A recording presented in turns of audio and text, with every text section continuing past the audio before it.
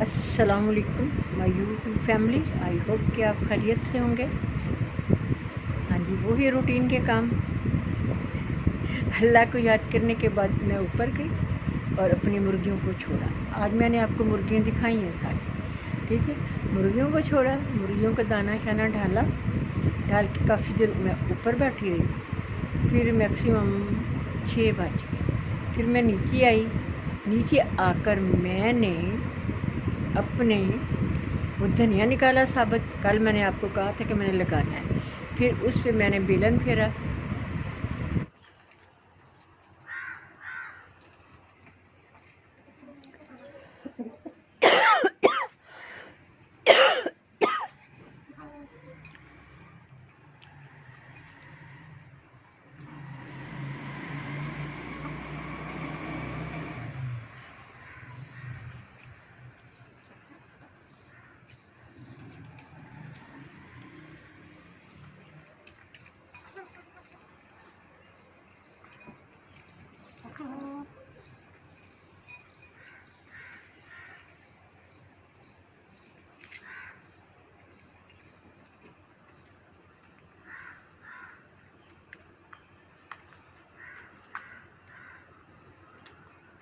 ऐसे ऐसे हाँ, ऐसे यहाँ पे। हाँ ऐसे ठहरो, अभी भी नहीं सेट होगा। ऐसे सेट होगा, बस यहीं पे रखना। ये देखिए, बस मैं ना ये धनिया लगाने लगी हूँ। अब मैंने इसके 2-2 पीस करने हैं।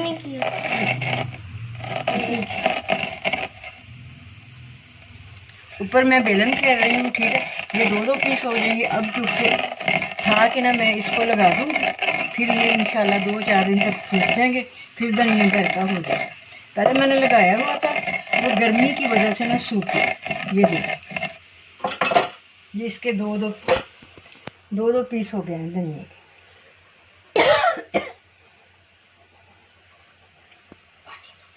बेटी के लिए अंजीर और मुनक्के अब मैं कूटने लगी हूँ। ये छोटी सी मैंने ना कुंडी में डाला हुआ है इसको। अब मैं इसको कूट के ना, ये देखिए, अब मैं इसको कूट रही हूँ।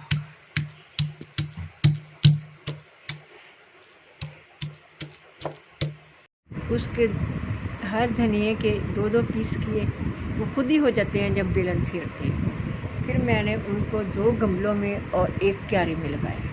फिर मैंने हल्का हल्का सा छिड़काव की तरह उसको पानी दिया। और पानी देने के बाद फिर मैंने कहा चलो आज नाश्ता क्या बनाऊं। फिर मैंने कहा चलो हबशी हलवा बनाते हैं। वो इस तरह बनाते हैं कि पानी में, ये दूध में, ये देखें, ये मैंने ना सूजी भिगोई हुई है। अब ये इसका पानी है। अब पानी मैंने इसका नितार देना है। जो सूजी होगी ना, फिर मैं उसका हलवा बनाते वक्त आपको दिखा। ये मैंने घी, हबशी हलवा बनाने लगी। ये मैंने घी डाला है, 1 कप घी डाला है। ये 1.5 कप मैं चीनी डालूँगी। 2 कप सूजी मैंने भिगोई थी। ये 1.5 कप चीनी का चला गया, ठीक है। अब मैं इसमें, ठीक है, अब मैं इसकी चटनी बनाने के लिए पानी ऐड करूँगी। ये पानी मैंने ऐड कर दिया। ये अब इसका सीधा डाल और तैयार हो गया। ये देखिए, ये शीरा तैयार हो गया और चाशनी सी ये बन गई है इसकी। ये हमने सूजी जो भिगोई हुई थी, ये अब इसमें डाल देंगे। ये देखिए,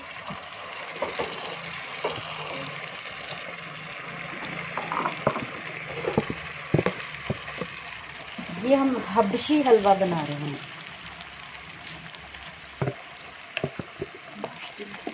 नाश्ते के लिए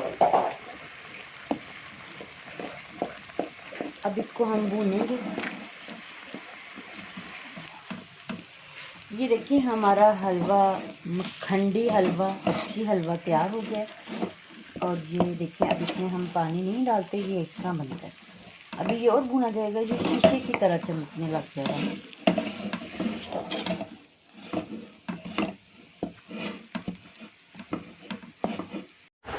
ये हलवा हमारा बन गया है।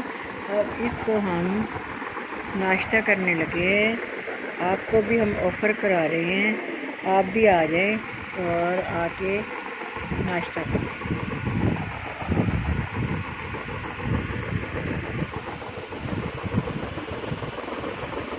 ये हलवा बन चुका है और बाहर टेबल पे आ गया है नाश्ते के लिए।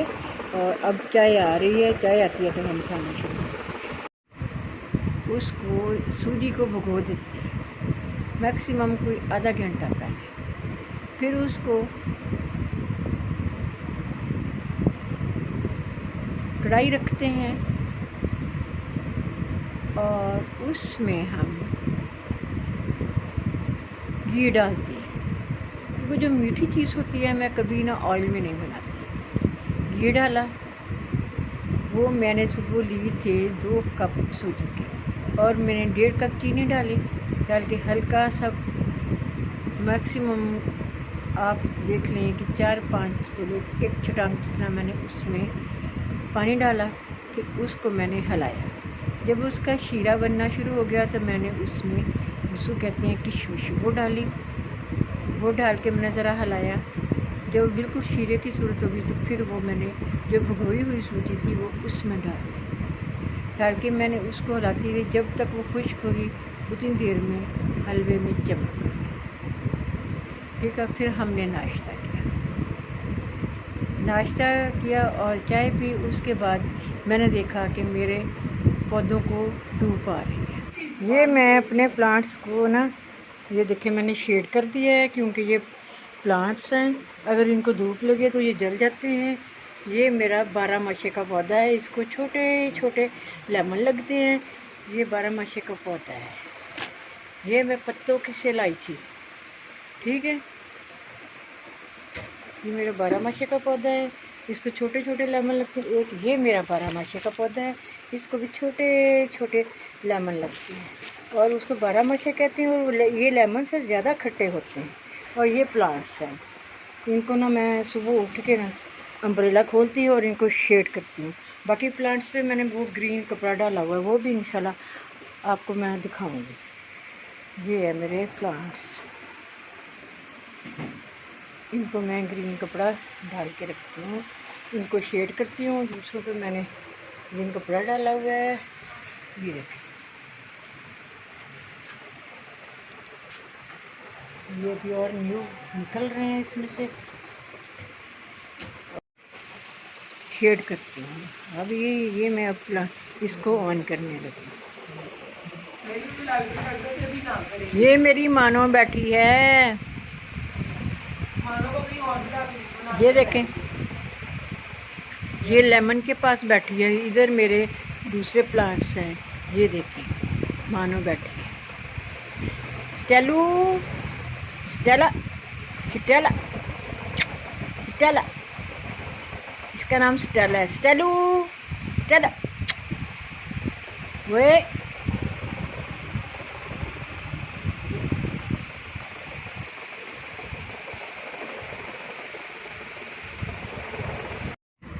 फिर मैंने अम्ब्रेला ऑन किया करके, फिर मैंने आपको अपने प्लांट्स दिखाए। उसमें 2 मेरे प्लांट्स थे 12 मासा, वो मैं पत्तों की से लेके आई थी। हम ज़मीनों पे गया था तो रास्ते में पत्तों की पड़ता है, तो मैं पत्तों की से लेके आई थी। फिर मैंने वो लगाई। वो जो छोटा 12 मासे का था तो उसको तो ना वो लगने लग गया फ़ौरन ही, लेकिन जो बड़ा था उसको ज़रा देर से लगी। ये इस तरह है कि ये लेमन की ना छोटी सी किस्म होती है, और ये इसको हम कहते हैं छोटी नारंगी, छोटी सी होती है नारंगी, 12 मासा कहते हैं। वो ना जब बनती है 1 हफ्ते के बाद ना वो ऑरेंज होनी शुरू हो जाती है, बिल्कुल उसका वो कलर हो जाता है जो पके हुए किन्नू का या माल्टे का कलर होता है। उसमें इतनी खटास होती है कि लेमन की ज़रूरत नहीं पड़ती है। एक दफ़ा इसको मैंने अपने कज़न के घर देखा था, तो मैंने उनसे पूछा था कि आपने ये पौधा कहाँ से लिया? उन्होंने कहा कि हमने पत्तों की से लिया है। मैंने कहा अच्छा, चुप कर गई। मैंने कहा जब कभी जाना हुआ फिर मैं भी लेके आऊँगी। फिर मैं भी लेके आई। अब मेरे देवर कह रहे हैं कि मुझे भी दें। मैंने कहा मेरी बात सुनिए, इसकी कलम तो लगती नहीं है, तो पौधे मैं देती नहीं हूँ, जो सही बात है। फिर मैंने ना वो आपको सुबह पौधे दिखाए थे, इनको मैं सिर्फ अम्ब्रेला की शेड करती हूँ। जो दूसरे प्लांट्स हैं उनको वो ग्रीन कपड़े से मैंने ऊपर ढाला हुआ है, उससे करती हूँ। उनको एरोकेरियो को बहुत ज़रूरत होती है, शेड की, क्योंकि इस मौसम में वो जल जाता है, ज़्यादा धूप वो बर्दाश्त नहीं करता। माशाल्लाह से मेरा एरोकेरिया वो दीवार से ऊपर तक चला गया है। सब लोग कहते इतना बड़ा लिया, मैंने कहा नहीं, ये तो मैंने छोटा सा लिया था, मेरा बेटा लेके आया था इस्लामाबाद से, बल्कि कोहोटा से, और छोटा सा था, ये कितना सा होगा, कोई 6-7 इंच का था। बस उसको पालते पालते इतने साल हो गए, माशाल्लाह से बड़ा हो गया और दीवार से बाहर निकल गया, अब गली में नज़र आता है। अच्छा, पौधों के बाद फिर मैंने कहा चलो अब टाइम है तो कुछ कर लेते हैं। तो आज मैंने आपको अपनी मानो भी दिखाई थी, वो क्यारी में बैठी हुई थी। तो उसके बाद मैंने आज एक शलवार की कटिंग की और उसको स्टिच किया। अस्सलाम वालेकुम व्यूअर्स, अम्मा की यूट्यूब फैमिली, ये शलवार की कटिंग हो रही है जिसको गुडी काट शलवार बोलते हैं। ये अम्मा अपनी शलवार की कटिंग कर रहे हैं, ठीक है। और ये इसकी बेल्ट ये तैयार हो चुकी है। ये इसकी बेल्ट इसके ऊपर यहाँ पर आएगी, यहाँ पर, ठीक है। ये बेल्ट अगर कोई बहुत पतला इंसान है तो उसकी बेल्ट होती है तकरीबन, जैसे कोई यंग लड़की है 18 से 20 इंच, मोस्टली ये बेल्ट 22 इंच तैयार होती है, जो इसकी विड्थ होती है, ठीक है। ये जिसको चौड़ाई बोलते हैं, ठीक है। और इसकी ऑलमोस्ट लेंथ मोस्टली होती है 5 इंच तैयार, 7 इंच रखी जाती है। और फिर ये जो इसका मुंह है ना, जिसके अंदर इलास्टिक डालते हैं, वो फिर फोल्ड होने में चली जाती है ऑलमोस्ट 2 इंच, ठीक है। यहाँ पर आधा इंच, फिर उसके बाद ये 1 इंच, 1.5 इंच टर्न होने में चली जाती है, तो ये 5.5 रह जाती है, ठीक है। फिर ये आधा इंच यहाँ पर साइड में चली जाती है, पीछे रह जाती है 5 इंच बेल्ट। और अगर कभी आपकी शलवार का कोई कपड़ा कम हो तो आप कर सकते हैं, कभी बेल्ट आप 7 इंच भी तैयार कर सकते हैं, लेकिन मोस्टली ये 5 इंच ही तैयार होती है। असल में अम्मा ने ये स्टिचिंग वगैरह का और ये कटिंग वगैरह का अम्मा ने किया हुआ है अपना कोर्स फैसलाबाद से, एक इंस्टीट्यूट से, ऑलमोस्ट 4 इयर्स का, जिसमें फ़ैशन डिज़ाइनिंग भी थी उनकी और एम्ब्रॉयडरी एंड सब कुछ था। तो इंशाल्लाह कुछ दिन तक अम्मा अपना मतलब खुद सामने आएंगी, खुद को कवर करके। इद्दत ख़त्म होने के बाद तो आप प्लीज़ अम्मा के चैनल को सब्सक्राइब करें, लाइक करें, कमेंट करें। और अगर आपको और चीज़ें कुछ सीखनी है तो जितनी इंशाल्लाह मेरी अम्मा को आती हैं, हमें पता है, हम आपके साथ ज़रूर शेयर करेंगे। हम ये नहीं कहते हम बहुत बड़ा नाउज़बिल्ला कोई इंस्टीट्यूट है या हम बहुत मास्टर्स हैं, लेकिन इंशाल्लाह जितना हमें आता है हम आपको ज़रूर बताएंगे। और आपको कुछ और जानना हो जो हमें पता हो, या हम खुद और डेली लर्न करने की ट्राई करते हैं, तो इंशाल्लाह हम आपके साथ शेयर किया करेंगे। और दूसरी बात, अम्मा हमें रोज़ एक बात सिखाती थी बचपन में कि आप कभी भी ये ना समझो कि आप कंप्लीट हो, क्योंकि नाउज़बिल्ला सिवाय अल्लाह ताला की ज़ात के कोई भी 100% कंप्लीट नहीं है। तो अम्मा हमें यही सिखाती थी कि बेटा कहीं भी आप जाओ तो जो हमने आपको सिखाया आप उसको भी याद रखो, और अगर कहीं कोई अच्छी चीज़ कर रहा है या कोई अच्छी बात आपको बता रहा है या किसी ने कोई बात बोली है तो आप उसको अपने माइंड में रखो, आके हमारे साथ शेयर करो। तो और कोशिश करो कि आप उस अच्छी आदत को सीख लो। कहते हैं ना कि adoption is a good power, कि आप किसी भी चीज़ को, किसी भी आदत को सीख सकते हैं या कहीं से अपना सकते हैं, अपना बना सकते हैं, अगर आपके दिमाग के अंदर ये स्टेबिलिटी हो कि हाँ, जो हम मतलब हमारे अंदर कुछ नहीं है तो हमें हर रोज़ कुछ ना कुछ सीखना है। तो फिर इंशाल्लाह एक दिन आता है जब आपको कोई भी इंसान कुछ पूछता है तो आपके पास अल्लाह ताला के फ़ज़ल से कुछ ना कुछ ऐसा होता है जो आप उसको उस चीज़ के बारे में, उस मसले के बारे में या उस काम के बारे में बता सकते हैं। तो ये अम्मा हमें डेली कुछ ना कुछ लर्न कराती हैं, कुछ ना कुछ बताती हैं। तो इसलिए हम कहते हैं कि adoption is a good power, कि आप कहीं ना कहीं से कुछ अच्छा सीखो। हाँ, अगर आपने कुछ बुरा होता देखा है तो उसमें भी तो हमारे लिए हमारे अल्लाह ताला ने 2 ही सबक रखे होते हैं, या तो वो जो आपने देखा है या आप वैसा करो या आप वैसा ना करो, तो वो आपको शैतान उकसाएगा गलत करने पर। लेकिन आपने अपने माइंड को कुछ घंटों के लिए अल्लाह ताला के सजदे में, किसी ज़िक्र के थ्रू या फिर किसी अच्छे इंसान के लिए कुछ करके या किसी नॉर्मल इंसान की मदद करके अपने दिमाग में वो बात ला कर अल्लाह ताला से पूछनी, अल्लाह ताला क्या मैं ये कर लूँ, तो कभी गलतियां हो जाती हैं, अल्लाह माफ़ करे। हम भी बहुत गुनाहगार हैं, नौज़ुबिल्लाह। हम कोई पाक साफ़ नहीं है, दूध के धुले हुए नहीं हैं। लेकिन बात ये करने का मकसद है इतनी लंबी कि अगर आपने कहीं से कुछ देखा है कुछ होता हुआ, तो उसमें से गलत से ही आपका दिमाग आपको कुछ घंटों में, कुछ दिनों में फ़र्क बता देता है। तो वो आपको सीखना चाहिए, हमें भी सीखना चाहिए। तो और अच्छी अच्छी बातें सीखने के लिए अम्मा के चैनल को सब्सक्राइब कर लें।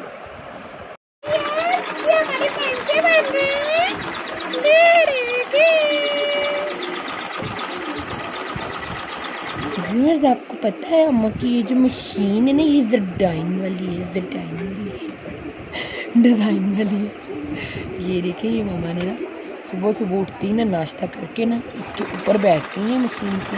ये सिलाइयाँ चल रही हैं इनकी। ये देखिए माशाल्लाह कितने प्यारे लग रहे हैं। लेकिन व्यूअर्स, ये सिर्फ अपनी श्रृंगारों की डिज़ाइन बनाती हैं।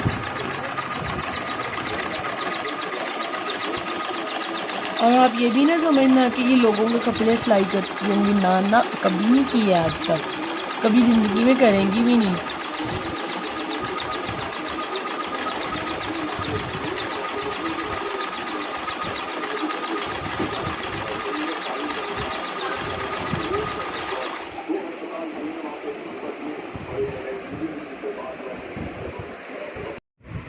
फिर उसके बाद मैंने दोपहर की रोटियां बनाई और कीमा आलू पड़े हुए थे, उसी के साथ खाए। फिर मैंने कहा सालन मैं शाम को बना लूँ। बस फिर जब मैं उठ जाऊँ किचन के लिए, उसके बाद फिर मैं स्टिचिंग वगैरह कुछ नहीं करती। फिर मैं आके थोड़ी देर लेटी खाना खाने के बाद, फिर नमाज़ पढ़ी। नमाज़ पढ़ने के बाद फिर थोड़ी सी एक मैं बुक लेके बैठ गई। मैंने कहा चलो इसकी स्टडीज़ करती हूँ, अगर नींद आ गई तो ठीक है, अगर ना आई तो ठीक है। लेकिन फिर भी 3 बज गए, मुझे नींद आई। फिर मैंने कहा कि अब 4 बजने वाले, अब सोऊं तो फिर उठा जाएगा। फिर थोड़ी सी देर लेट के फिर मैं 4 बजे उठ के फिर वही रूटीन के काम, पौधों को पानी दिया, सेन में पानी डाला। फिर बड़ी बेटी ने चाय बनाई, वो पी। हाँ, उससे पहले मैंने वो था अचार डाला हुआ। ये लसूड़े का अचार है। मैं इसको चेक करने के लिए कुछ दिनों के बाद देखती हूँ कि कहीं मोड़ वगैरह तो नहीं लग गई, लेकिन माशाल्लाह ये फ्रेश पड़ा है। ये देखिए, ये लसूड़े का अचार है, इसको चेक किया है, ये ठीक है माशाल्लाह से। ये मेरा आम का और अंजीर का अचार है। देखें, ये आम का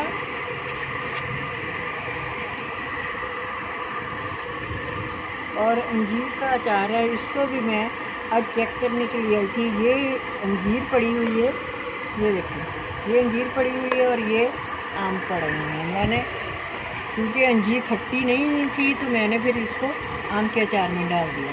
ये मैंने अंजीर का अचार डाला है। ये देखिए, ये बीच में अंजीर है, ये वाला। हाँ जी, ये अंजीर का अचार है और साथ मैंने आम का अचार डाला है। और इसमें मैंने चने भी डाले हैं। ये देखिए, इसमें मैंने चने भी डाले हुए हैं। ये अचार बन के माशाल्लाह से तैयार हो गया है। मैं आज इसको चेक करने के लिए लगी थी, चेक करने आई थी इधर स्टोर की तरफ। मैंने कहा अचार चेक कर लूँ, कहीं मोड़ तो नहीं लग गई। और माशाल्लाह से ये फ्रेश पड़ा है। ये देखिए, इंशाल्लाह सारा साल मेरा अचार इसी तरह रहता है। हाँ जी, आम का और अंजीर का है। अंजीर भी मुझे लग रहा है पक गई, अचार गल गया है अंजीर का। ये अंजीर है, ठीक है। और ये आम और अंजीर मिक्स पड़े हैं, ठीक है। हाँ, वो दोपहर होने से पहले मैंने वो रसूड़े वाला अचार भी चेक किया कि वो ठीक ठाक है, खैरियत से है, लेकिन वो खैरियत से था। फिर मैंने वो आम का और अंजीर का डाला। अंजीर खट्टी नहीं थी, क्योंकि अंजीर खट्टी नहीं होती है। फिर मैंने वो अंजीर का डाला, अंजीर को मैंने आम में डाल दिया। मैंने कहा थोड़ा सा ये खट्टा हो जाएगा, अच्छा लगे। फिर मैंने वो अंजीर और आम वाला अचार देखा, वो भी खरीद से था। मैंने कहा चलो, उसको फिर मैंने बंद किया करके उसको रख दिया। फिर उसके बाद वो सारे काम किए। फिर 4 बजे उठ के बाहर आ गई, फिर पौधों को पानी दिया। तो उसके बाद फिर मैंने सीन गीला किया। तो अब मैंने अपने सीन में सिर्फ ईंटों का फर्श लगाया हुआ है, क्योंकि वो ठंडा होता है। गर्मियों में थोड़ा सा उसको पानी दे देना तो वो ऊपर वाला पंखा चालू होता था, बिल्कुल किसी चीज़ की, एसी की, एयर कूलर की आपको ज़रूरत नहीं। तो फिर मैंने उसके बाद फिर मैं दोबारा ऊपर गई तो वो साथ वाले कोई छत पे था, तो उसकी बेगम ने कहा कि बाजी वो ऊपर हैं। तो फिर मैंने कहा ठीक है। फिर मैं नीचे आ गई। फिर मैंने पता करवाया तो वो ऊपर नहीं था। फिर जाके मैंने मुर्गियों को छोड़ा, उनको दाना वगैरह डाला। फिर साथ ही मैं प्याज ले गई, खुद मैं चारपाई पे बैठ गई और वो मुर्गियाँ दाना जो उनका खाती रहीं और मैंने प्याज वगैरह बना लिया। प्याज बना के फिर मैं नीचे आई। छोटी बेटी कहने लगी क्या पकाना है? मैंने कहा बस कोई दाल शाल पकाते हैं। कहती मम्मा मैंने नहीं खानी। मैंने कहा क्यों? कहती बस मुझे नहीं पसंद है। मैंने कहा अच्छा। मैंने फिर अरबी मंगवा के फिर मैंने वो बनाई। और उसमें जब मैं अरबी बनाती हूँ ना तो उसमें थोड़ा सा मैंने ना कच्चे आम लेके, कभी तो मैं खुश्क कर लेती हूँ, कभी उसको फ्रीज़र में ऐसे डाल देती हूँ। फिर एक पीस उठा के अभी मैं डाल दिया। अगर मैं भिंडी बनाती हूँ तो उसमें भी एक पीस ज़रूर डाल, तो फिर अच्छा लगता है कि वो खट्टा खट्टा सा थोड़ा सा हो जाए। वो बनाने के बाद फिर मैंने रोटियाँ बनाई। उतनी देर में दूध आ गया। फिर दूध गर्म किया, बाहर रखा। फिर मैंने इशा की नमाज़ पढ़ी। इशा की नमाज़ पढ़ने के बाद फिर थोड़ी सी मैंने एक बुक रीड की। बुक रीड करने के बाद फिर मैंने कहा चलो अब फैमिली से बातें कर लो, क्योंकि वो भी ज़रूरी है। फिर मैं अपने रूम में आ गई और इस वक्त मैं आपसे बातें कर रही हूँ। शायद आपको मेरी बातें अच्छी लगती हैं, शायद नहीं लगती, लेकिन मैं तो सादा सा बंदा हूँ कि जो कुछ आता है, जो कुछ होता है, माशाल्लाह आता मुझे सारा। कुकिंग भी आती है, ठीक है, बेकिंग भी आती है, और मुरब्बे, चटनी, जैम, जेली हर चीज़ में क्या माशाल्लाह, शुक्र अल्लाह का, उसकी देन है। इसमें इंसान का कोई नहीं होता कि मैंने खुद सीखा, मैंने खुद दिखा। ये सब अल्लाह की देन है। अल्लाह जिसको देता है उसकी मर्ज़ी है, उससे मालूम। शुक्र अल्लाह का। कुकिंग हमेशा से मैं खुद करती हूँ कि मुझे कुकिंग करना अच्छा लगता है। फिर मेरे हस्बैंड को भी किसी की हंडी या सालन पसंद नहीं आता। मेरी देवरानी कहती होती थी कि हमसे ना कर लें कंपटीशन, कपड़े धोएं, सफाइयाँ करें। मेरे मियाँ पता क्या कहते थे, मेरी बेगम जो है ना वो नौकर नहीं है कि वो सफाइयाँ करे या बर्तन धोए। आप कर लो, उसका कुकिंग का कर लो, बेकिंग का कर लो। वो कहते ना बाबा वो नहीं करना, तो कौन जल्दी करता है। लेकिन वक्त गुजर गया, बस अब यादें रह गई हैं। याद कर लेते हैं, 4 आंसू बहा लेते हैं, फिर बैठ जाते हैं चुप। किसने हमें चुप कराना? खुद ही रो लेते हैं, खुद ही चुप कर जाते हैं। दिल को तसल्लियाँ देते हैं कि हमने भी वहीं जाना है। लेकिन सब कहते हैं सब्र करें। मुझे बताएं सब्र कैसे करें? सब्र बहुत मुश्किल। इस घर में कोई मर्द नहीं रहा, ना बेटा रहा, ना खामद रहा। माँ बेटी हैं, क्या करें? बस वक्त गुजारना है। कुछ गुजर गया, कुछ अल्लाह ताला अच्छे कर। बस जब हस्बैंड सर से उठ जाता है तो सरवाइव करना बड़ा मुश्किल होता है। अगर साफ़ सुथरे कपड़े ना पहनूँ तो लोग कहते हैं लो जी इतना सो हो गया, इतना ये हो गया, चुप कर जाओ। अगर अच्छे पहन ले तो कहते हैं इनको तो कोई अफसोस ही नहीं, जाने वाला चला जाए। इसलिए ज़िंदगी दो राहे पे आके खड़ी हो जाए। उसको लेके चलना मुझे तो बहुत मुश्किल लगता है। अभी तक तो मैं कहीं गई नहीं हूँ। इंशाल्लाह जब इद्दत पूरी होगी फिर आना जाना तो लगा रहता है, क्योंकि ये ज़िंदगी की रूटीन है। हम खाते भी हैं, पहनते भी हैं, पीते भी हैं, सारा कुछ करते हैं, लेकिन अंदर से इंसान मर जाता है। अंदर से इंसान मर जाता है, बिल्कुल ख़त्म हो जाता है। फिर क्या करें? जितने दिन ज़िंदगी लिखे वो तो हमने पूरे करने हैं। उस रब करीम ने करवा देना, जो मालिक ऊपर बैठा हुआ है। बस आप मेरे लिए ना सुकून के लिए आप दुआ किया करें। मुझे आपकी दुआओं की ज़रूरत है। शायद मुझे किसी की दुआ लग जाए और सब्र आ जाए। दुआ किया करें मेरे लिए। सभी से मैं कहती हूँ मेरे लिए दुआ किया करें। काफ़ी लोग करते हैं। इंशाल्लाह आहिस्ता आहिस्ता मैं आपको अपनी स्टोरी सुनाऊंगी, लेकिन प्लीज़ आप लोगों ने मेरी स्टोरी सुन के दुखी नहीं होना, ठीक है? बस अपना सब ख्याल रखना और दुआओं में याद करना। अल्लाह ताला आपको तंदुरुस्ती वाली ज़िंदगी अता फरमाए। आमीन। अल्लाह हाफ़िज़।